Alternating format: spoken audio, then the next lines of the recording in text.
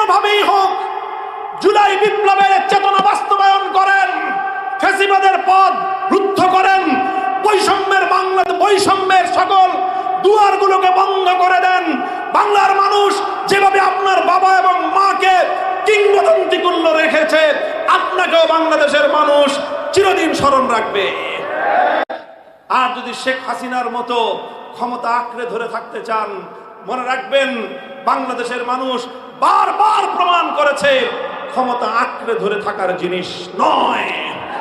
যারা ক্ষমতাকে কুক্ষিগত করে জনগণের বুকের উপর জোর করে বসে থাকতে চায়, বাংলার মানুষ তাদেরকে শুধুমাত্র ক্ষমতার মসনদ থেকে নয়, বাংলাদেশের সীমান্ত থেকে বিতাড়িত করে দেয়। বাংলাদেশের মানুষ তারেক রহমানকে প্রধানমন্ত্রী বানিয়েছে জিয়াউর রহমানের সন্তান হিসেবে, তারেক রহমানকে প্রধানমন্ত্রী বানিয়েছে খালেদা জিয়ার সন্তান বলে। কাজেই আমাদের প্রত্যাশা থাকবে জিয়াউর রহমান এবং খালেদা জিয়ার সন্তান তারেক রহমান দেশকে নেতৃত্ব দেবেন। যা বলার জনগণকে তিনি সরাসরি বলবেন, তার পক্ষ থেকে প্রক্সি হিসেবে অন্য কারো কাছ থেকে প্রধানমন্ত্রীর বক্তব্য আমরা শুনতে চাই না। ঘরে ঘরে কৃষক কার্ডের, ঘরে ঘরে ফ্যামিলি কার্ডের গণতন্ত্র আর ঘরে ঘরে কৃষক কার্ডের গণতন্ত্র দিয়ে যদি শেখ হাসিনার মতো উন্নয়নের গণতন্ত্রের সবক বাংলার মানুষকে পড়ানোর চেষ্টা করেন, বাংলাদেশের মানুষ জুলাই বিপ্লবের সবক স্মরণ করায় দেবে। একজন আল্লাহু আকবার আযানের ধ্বনি উচ্চারণ করে, আরেকজন ইমাম হয়ে নামাজে দাঁড়িয়ে যায়। পিচ ঢালা রাজপথ, যে রাজপথে তার সহকর্মীর বুকের রক্ত ঝরেছে, সেই রাজপথকে সিজদার জায়নামাজ বানিয়ে আল্লাহর দরবারে লুটিয়ে পড়েছিল। এটাই ছিল জুলাই বিপ্লব। এই বাংলাদেশে যদি জুলাই সনদ বাস্তবায়ন হয়, আমরা বলছি আগামীর বাংলাদেশ হবে 47, 71 এবং 24-এর ভিত্তিতে। হে আলেম সমাজ, আমি আপনাদেরকে বলি, এনসিপি সহ অন্যান্য রাজনৈতিক দলগুলো যদি শুধুমাত্র 71 আর 24-এর কারণে জুলাই বিপ্লবের চেতনা বাস্তবায়ন করতে চায়, যারা বাংলাদেশকে ইসলামী রাষ্ট্র প্রতিষ্ঠা করতে চাও, তোমাদের জন্য 47, 71 আর 24-এর চেতনা সবচেয়ে বেশি প্রয়োজন আগামীর ইসলামের বাংলাদেশ গড়বার জন্য। তাই জুলাই বিপ্লবের চেতনাকে বাস্তবায়ন করতেই হবে আমাদেরকে। 2009 সালের পিলখানা ট্র্যাজেডির মাধ্যমে আমার দেশপ্রেমিক 57 জন সেনা কর্মকর্তা বিচার করতে হবে। 57 জন সেনা কর্মকর্তার বিচারের নামে আবার কোন নিরীহ নিরপরাধ বিডিআর ভাই জওয়ানের উপর যেন কোনো অন্যায় অবিচার না হয়, সেটাও নিশ্চিত করতে হবে। 2014, 15, 16 সালে বিরোধী দলীয় আন্দোলন দমনের নামে এবং বিশেষ করে আল্লামা সাঈদী রহমতুল্লাহ আলাইহির বিরুদ্ধে ঘোষিত মৃত্যুদণ্ডের অবৈধ রায়ের প্রতিবাদ করতে গিয়ে দেশব্যাপী স্বৈরাচারের পেটোয়া বাহিনী এবং তার বাহিনীর গুলিতে নিহত প্রায় 100 কোরআন প্রেমিক জনতার হত্যাকাণ্ডের বিচার করতে হবে। 2021 সালের মোদী বিরোধী আন্দোলনে হেফাজতে ইসলাম বাংলাদেশের শাহাদাত প্রাপ্ত প্রায় 20 জন নিরপরাধ নবী প্রেমিক তাওহীদি জনতার হত্যাকাণ্ডের বিচার করতে হবে। হাটহাজারী মাদ্রাসা থেকে শুরু করে বাংলাদেশের প্রতিটি অঞ্চলে সকল কওমি মাদ্রাসার ছাত্র জনতা বিপ্লবীদের সঙ্গে হাতে হাত রেখে রাজপথে তারা জন্য নেমে এসেছিল। সাংবাদিকরা তখন প্রশ্ন করেছিল কওমি মাদ্রাসার ছাত্রদের কাছে যে স্কুল কলেজ ইউনিভার্সিটির ছাত্ররা কোটার বিরুদ্ধে আন্দোলন করছে, তারা কোটা প্রথা বিলোপ চায়, মেধার ভিত্তিতে বাংলাদেশ গড়তে চায়, তারা সরকারি চাকরিতে বৈষম্যের বিলোপ করতে চায়, তোমরা কি চাও? কারণ তোমাদের তো সরকারি চাকরি নাই, কোটা আছে, থাকলেই কি না থাকলেই কি, তোমরা তো চাকরি পাবা না, তোমরা কেন বিপ্লবে নেমেছ? আমাদের কওমি মাদ্রাসার সন্তানেরা বলেছিল যে আমরা চাকরির জন্য নামি নাই মাঠে, আমরা আমাদের নিজেদের অধিকার আদায়ের জন্য নামি নাই, আমরা নেমেছি আমার স্কুল পড়ুয়া, আমার কলেজ পড়ুয়া, আমার ইউনিভার্সিটি পড়ুয়া, আমার ভাইয়ের। এভাবেই সহমর্মিতা, আন্ডারস্ট্যান্ডিং, নিজেদের মধ্যে এক চমৎকার বোঝাপড়া তৈরি হলো রাজপথে। আর রাজপথে যখন জোহরের সালাতের সময় হয়ে যায়, স্কুল কলেজ ইউনিভার্সিটি মাদ্রাসার ছাত্ররা সকল ভেদাভেদ ভুলে গিয়ে 15 বছর ধরে বিভিন্ন বিরোধী দলীয় রাজনৈতিক নেতাকর্মী, যারা কেউ গুমের শিকার হয়েছে, যারা কেউ খুনের শিকার হয়েছে, আজও বাংলার প্রত্যন্ত অঞ্চলে অনেক সন্তান হারা মা চিৎকার করে ফেলে। এখনো অনেক মা তার হারিয়ে যাওয়া সন্তানের সন্ধানে বিনিদ্র রজনী কাটায়। আজও পর্যন্ত অনেক সন্তান হারা পিতা বাংলার পথে পথে ঘুরে বেড়ায় তার দামাল সন্তানের সন্ধানে। সেই মা এবং সেই বাবার আত্মার শান্তির জন্যে, তাদের হৃদয়ের প্রশান্তির জন্যে গুম খুন হত্যাকাণ্ডের শিকার হওয়া এই সকল মানুষের রক্ত এবং তাদের জীবনের মূল্য যদি আমাদের যথাযথভাবে আদায় করতে হয়, বাংলাদেশ থেকে ফ্যাসিবাদী সকল ব্যবস্থা শেকড় শুদ্ধ উপড়ে ফেলতে হবে।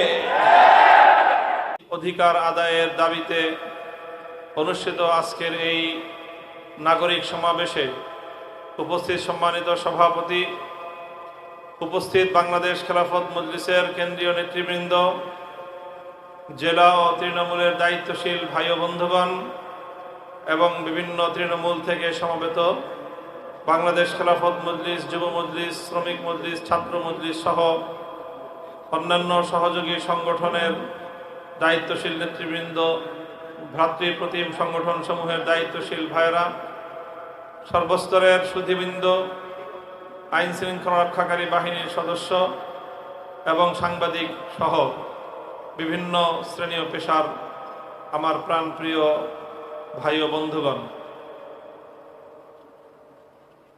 বাংলাদেশে দীর্ঘ ফ্যাসিবাদের পর তিনটি জাতীয় সংসদ নির্বাচনে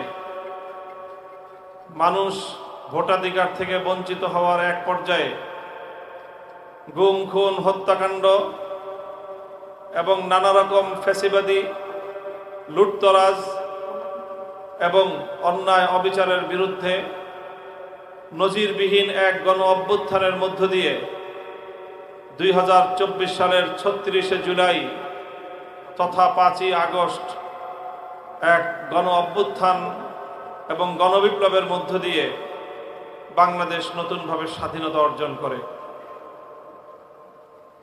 2024 সালের 36শে জুলাইয়ের সেই ঐতিহাসিক গণ অভ্যুত্থানের পর বাংলার দামাল সন্তানেরা, বাংলাদেশের বিপ্লবী তরুণেরা, তারা বারবার দেশের মানুষের কাছে আগামীর বাংলাদেশের প্রত্যয় ব্যক্ত করেছে, নতুন বাংলাদেশের রূপরেখা ঘোষণা করেছে।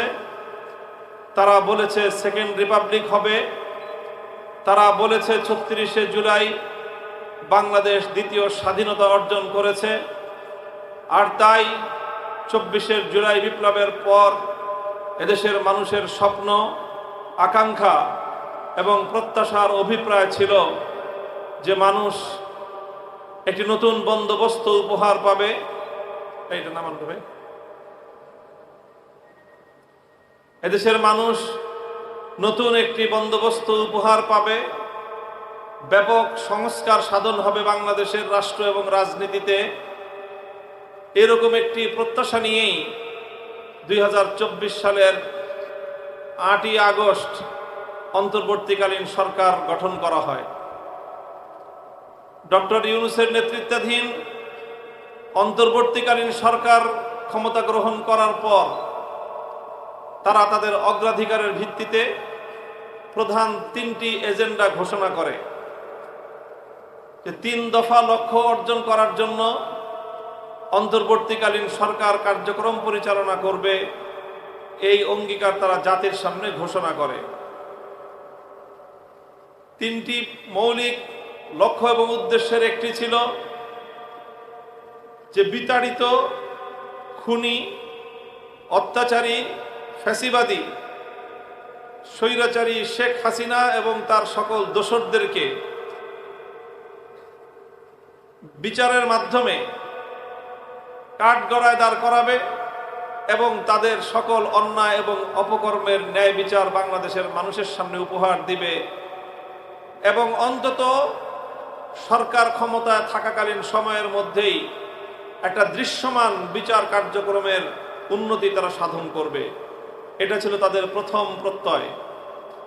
দ্বিতীয় প্রত্যয় ছিল, অঙ্গীকার ছিল যে বাংলাদেশের চলমান যে রাজনৈতিক ব্যবস্থা, চলমান যে রাজনৈতিক বন্দোবস্ত, যেটাকে আমরা ৭২-এর বন্দোবস্ত বলি, আধিপত্যবাদী ভারতীয় সাম্রাজ্যবাদী গোষ্ঠীর বাংলাদেশের উপর, বাংলাদেশের মানুষের উপর তাদের যে আধিপত্যবাদের বন্দোবস্ত ছিল, ৭২-এর বন্দোবস্ত ভেঙ্গে একটি নতুন রাজনৈতিক বন্দোবস্ত প্রতিষ্ঠার মাধ্যমে একটি আমূল সংস্কার সাধন করবে। এই সংস্কারের অঙ্গীকার ছিল অন্তর্বর্তীকালীন সরকারের দ্বিতীয় অঙ্গীকার। তাদের তৃতীয় অঙ্গীকার ছিল এই বিচার এবং সংস্কার সাধন করার পর একটি স্বচ্ছ এবং সুন্দর অন্তর্ভুক্তিমূলক, সকলের অংশগ্রহণমূলক একটি নির্বাচনের মধ্য দিয়ে একটি নতুন নির্বাচিত সরকারের কাছে তারা ক্ষমতা হস্তান্তর করবে। অর্থাৎ বিচার, সংস্কার এবং নির্বাচন, তিনটি ছিল অন্তর্বর্তীকালীন সরকারের প্রধান ৩ দফা কর্মসূচি এবং প্রধান ৩টি এজেন্ডা। এই কথা ঘোষণা করার পর বাংলাদেশের সকল পক্ষ, রাজনৈতিক দল, সুশীল সমাজ, বুদ্ধিজীবী, সাংবাদিক এবং নাগরিক সমাজ, দেশের আপামর জনসাধারণ অন্তর্বর্তীকালীন সরকারকে এই কার্যক্রমগুলো পরিচালনা করার জন্য সাহস জুগিয়েছে, সহযোগিতা করেছে এবং তাদেরকে অনুপ্রেরণা দিয়েছে। সর্বাত্মকভাবে সহযোগিতা করার জন্য সকলেই এগিয়ে এসেছে। দীর্ঘ ১.৫ বছর ক্ষমতাসীন থাকার পর ১২ই ফেব্রুয়ারির একটি নির্বাচনের মধ্য দিয়ে নতুন সরকারের কাছে ক্ষমতা হস্তান্তর করে ইউনূস সরকার, অন্তর্বর্তীকালীন সরকার বিদায় গ্রহণ করেছে।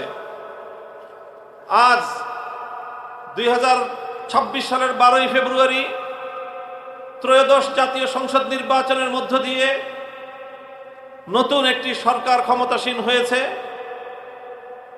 জনাব তারেক রহমানের নেতৃত্বে বাংলাদেশ জাতীয়তাবাদী দল বিএনপি ক্ষমতাসীন হয়ে আজ প্রায় ৬ মাস অতিক্রান্ত হতে চলেছে। নতুন সরকারের এই ৫ মাসের অধিক সময়কালে কিভাবে বাংলাদেশ পরিচালিত হলো এবং আগামীর বাংলাদেশের মাটি এবং মানুষের কি প্রত্যাশা, তাদের কি অভিপ্রায়, সেটাকে জাতির সামনে উপস্থাপন করা, সেই বিষয়ে সরকারের সাথে বোঝাপড়া করার জন্যই আজ দেশ জুড়ে বাংলাদেশ খেলাফত মজলিস নাগরিক সমাবেশের কর্মসূচি পালন করছে। আমাদের এই নাগরিক কর্মসূচির প্রধান লক্ষ্য হলো জনগণের সেই গণভোটের রায়, গণরায়, যেই রায়ের সাথে বর্তমান সরকার প্রহসন করছে, তামাশা করছে, বিদ্রূপ এবং উপেক্ষা করছে অব্যাহতভাবে, সেই ভোটের অধিকার হারা জনগণের অধিকার সরকারের কাছ থেকে আদায় করে জনগণকে বুঝিয়ে দেওয়াই বাংলাদেশ খেলাফত মজলিসের চলমান সংগ্রাম। প্রিয় উপস্থিতি, বাংলাদেশ খেলাফত মজলিস এই গণভোটের রায় কার্যকর করার জন্য এবং গণভোটের রায় বাস্তবায়নের জন্য সর্বপ্রথম সংগঠন, যে জাতীয় নির্বাচন এবং নতুন সরকার গঠন হওয়ার 2 মাসের ব্যবধানে সোহরাওয়ার্দী উদ্যানে মহাসমাবেশের আয়োজন করেছে এবং সেই মহাসমাবেশ থেকে দেশব্যাপী এই নাগরিক সমাবেশের কর্মসূচি ঘোষণা করেছে। এ থেকে আমাদেরকে উপলব্ধি করতে হবে, সংগঠনের নেতাকর্মী এবং সর্বস্তরের জনসাধারণকে আমরা বলতে চাই, এই যে গণভোটের গণরায়, এর তাৎপর্য এবং এই অধিকার আদায়ের যে গুরুত্ব, এটা জনগণের দোরগোড়ায় গিয়ে তাদের কাছে তাদের অধিকার বোঝানো এবং তাদের প্রয়োজনগুলোর কথা তাদের সামনে তুলে ধরা, এটাই হলো আজকে বাংলাদেশ খেলাফত মজলিসের রাজনীতি। আমরা অন্তর্বর্তীকালীন সরকারের যে 3 দফা মৌলিক এজেন্ডা ছিল, তার প্রথম যে ফ্যাসিবাদী আমলের খুনি এবং তার দোসরদেরকে বিচারের কাঠগড়ায় দাঁড় করানো, সেই এজেন্ডায় বাংলাদেশের অন্যান্য রাজনৈতিক দল এবং আপামর জনসাধারণের সাথে আমরাও একমত যে সেক্ষেত্রে সরকার যথেষ্ট পারঙ্গমতা প্রদর্শন করেছে এবং উল্লেখযোগ্য পরিমাণ তারা বিচারের ক্ষেত্রে অগ্রগতি সাধন করেছে।